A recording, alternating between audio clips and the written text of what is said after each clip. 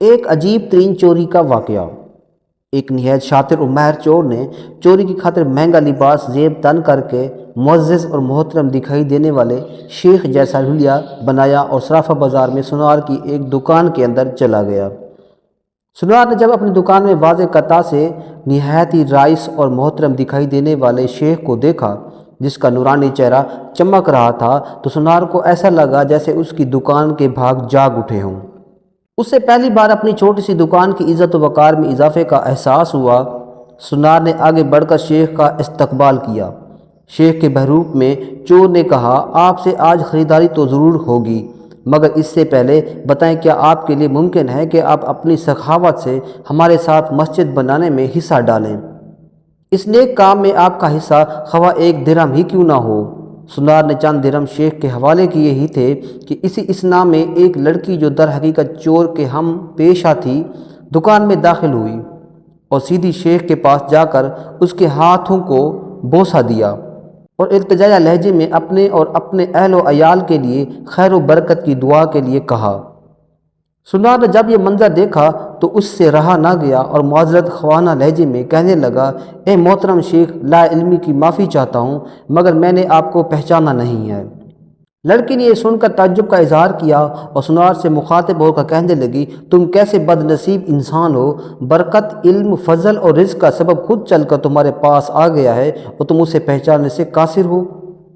لڑکی نے شیخ کی طرف اشارہ کرتے ہوئے کہا کہ یہ فلاں علاقے کے مشہور و معروف شیخ ہیں جنہیں خدا نے کثرت علم، دولت کی فراوانی اور ہر قسم کی دنیاوی نعمتوں سے مالا مال کر رکھا ہے۔ انہیں انسانوں کے بھلے کے سوا کسی چیز کی حاجت نہیں ہے۔ لوگ ان کی ایک جھلک دیکھنے کے لیے بےتاب رہتے ہیں۔ سنار نے شیخ سے معافی مانگتے ہوئے کہا کہ شیخ صاحب، میں معافی کا طلبگار ہوں، میرا سارا وقت اس دکان میں گزرتا ہے اور باہر کی دنیا سے بے خبر رہتا ہوں، اس لیے اپنی جہالت کی وجہ سے آپ جیسی برگزیدہ ہستی کو نہ پہچان پایا۔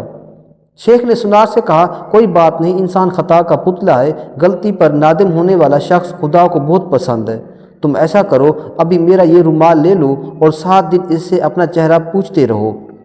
7 دنوں کے بعد یہ رومال تمہارے لیے ایسی برکت اور ایسا رزق لے آئے گا جہاں سے تمہیں توقع بھی نہ ہوگی۔ جوہری نے پورے ادب و احترام کے ساتھ رومال لیا، اسے بوسہ دیا، آنکھوں کو لگایا اور اپنے چہرہ پونجا تو ایسا کرتے ہی وہ بے ہوش ہو کر گر پڑا۔ اس کے گرتے ہی شیخ اور اس کی دوست لڑکی نے سنار کی دکان کو لوٹا اور وہاں سے فوراً رفو چکر ہو گئے۔ اس واقعے کو جب 4 سال گزر گئے اور سنار رو دھو کر اپنا نقصان بھول چکا تھا تو 4 سال کے بعد پولیس کے وردی میں ملبوس 2 اہلکار سنار کی دکان پر آئے۔ ان کے ساتھ وہی چور شیخ تھا جس کو ہاتھ کڑیاں لگی ہوئی تھیں۔ سنار اسے دیکھتے ہی پہچان گیا۔ ایک پولیس والا سنار کے پاس آ کر پوچھنے لگا، کیا آپ اس چور کو جانتے ہیں؟ کیونکہ آپ کی گواہی سے ہی قاضی اسے سزا سنا سکتا ہے۔ سنار نے کہا، کیوں نہیں، اس نے فلاں طریقے واردات سے مجھے ہی بے ہوش کر کے میری دکان لوٹ لی تھی۔ پولیس والا شیخ کے پاس گیا اور اس کی ہتھ کڑی کو کھولتے ہوئے کہنے لگا، تم نے جس طرح دکان لوٹنے کا جرم کیا تھا ٹھیک اسی طرح وہ ساری کارروائی دہراؤ تاکہ ہم طریقہ واردات کو لکھ کر گواہ سمیت قاضی کے سامنے پیش کر کے تم پر فرد جرم عائد کروا سکیں۔ شیخ نے بتایا کہ میں اس طرح داخل ہوا اور یہ کہا اور میری مددگار لڑکی آئی، اس نے فلاں بات کی، پھر میں نے رومال نکال کر دکاندار کو دیا۔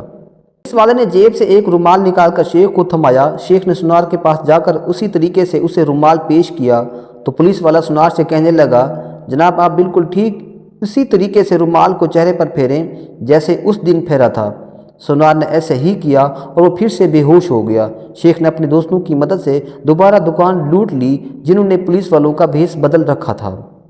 آج کل ہمارے ساتھ بھی ایسا ہو رہا ہے، بہت سے لوگ ہمارے پاس آتے ہیں اور اپنی چکنی چپیڑی باتوں سے ہمیں لوٹ کر چلے جاتے ہیں۔ غیر سیاسی پوسٹ۔